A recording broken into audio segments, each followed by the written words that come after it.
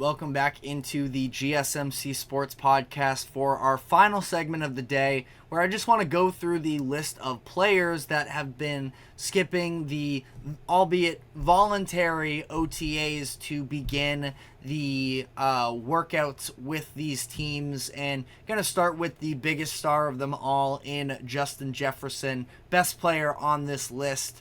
Now, he, I believe, missed OTAs last year as well, and everything ultimately worked out. But Jefferson is eligible for a contract extension, and it's going to be really interesting to see how this plays out, because the Vikings could have gotten a ton of value for Jefferson if they were looking to move him and sort of move in the next direction here without Kirk Cousins. But I cannot imagine that's going to be the case, and Jefferson is absolutely a threat that, especially if you were bringing a young quarterback in, which they are in J.J. McCarthy, that you would like to have that type of a weapon available for him. And also, Jefferson is a player that at least strikes me sort of that he isn't one of the diva wide receivers that has made a huge deal. Now, he hasn't ever really had to worry about not getting his share of targets, but feels like it's been pretty quiet from him on that front, and that is definitely a benefit for them. And the fact that he is missing out on these OTAs right now, you can make an argument that there is a sort of sneaky benefit to this, that Jordan Addison, the wide receiver that they drafted in the first round last year, could get some more looks as the wide receiver one.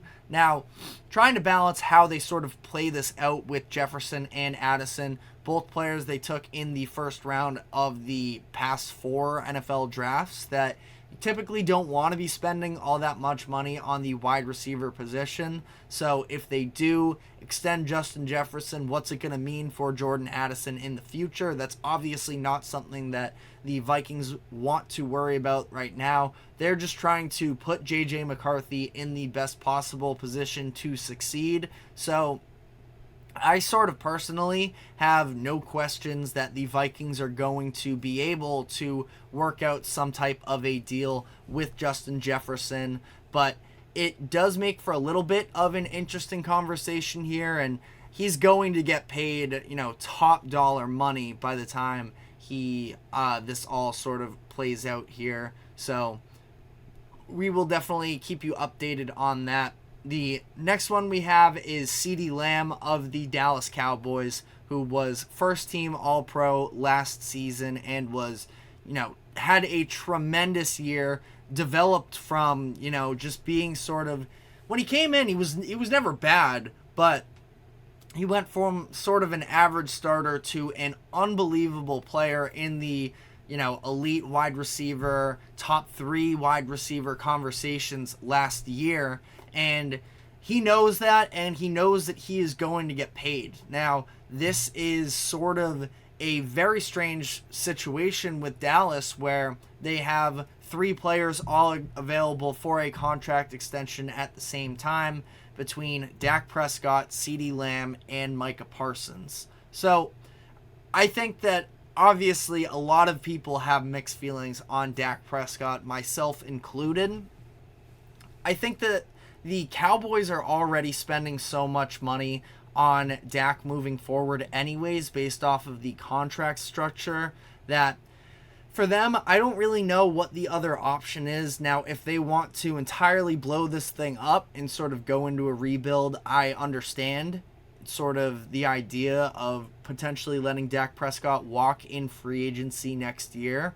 But if they're going to try and remain competitive for the near future, I do think that they need Dak Prescott, who was in MVP talks during the majority of the regular season, and they end up getting blown out by the Packers. But I don't think that the Dallas offense ever really had a chance in this one, because of the fact that the defense was just horrendous, and Jordan Love and the Packers were able to have success however they wanted to, running the ball, having this soft zone coverage that Jordan Love was able to just pick up easy yards. And it seemed like every time, Romeo Doubs caught a pass, Dontavian Wicks as well, anytime either one of them got the ball, they were running 10 yards before being tackled. So I think it's interesting to see how this all sort of plays out.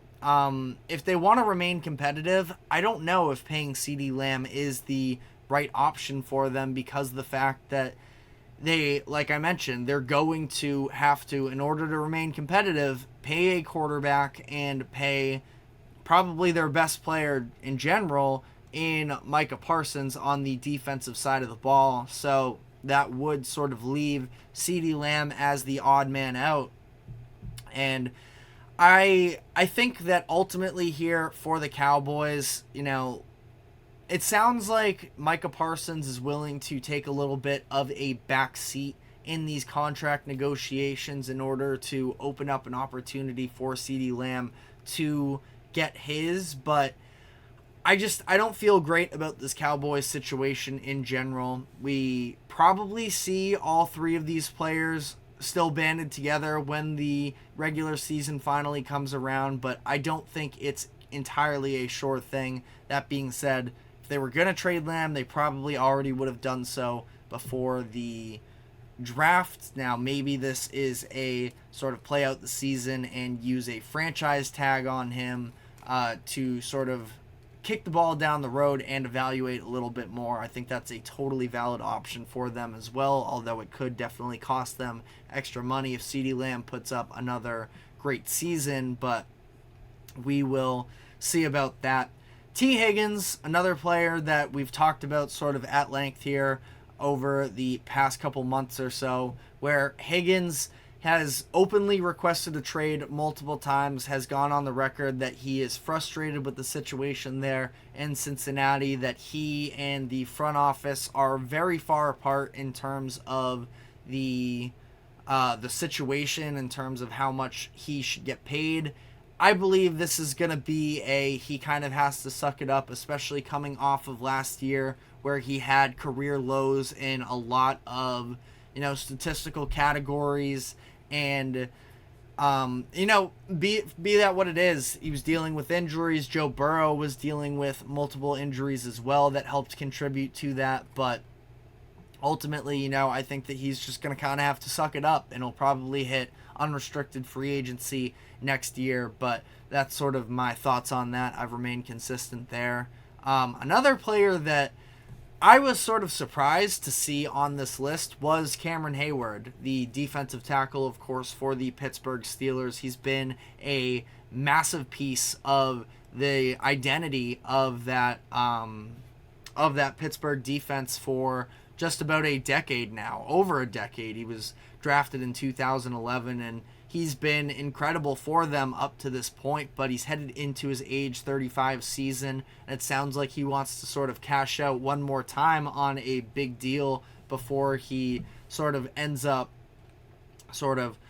going off into the sunset and retiring.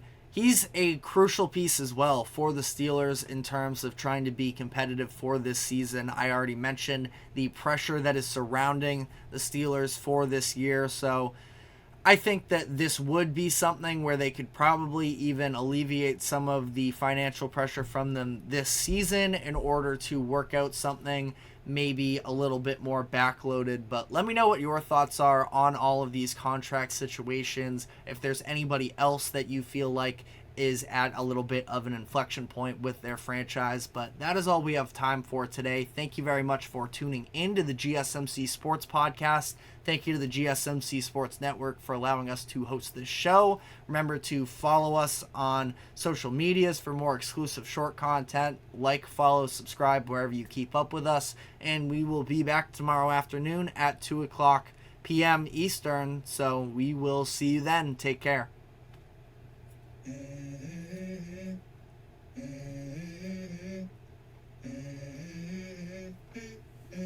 Let's go. I wake up to a little bit of drool on my pillow, feel like it's gonna be a bad day. Yeah, I'm tired of shit, and the coffee ain't hit yet. Damn, ain't that great. I don't wanna go to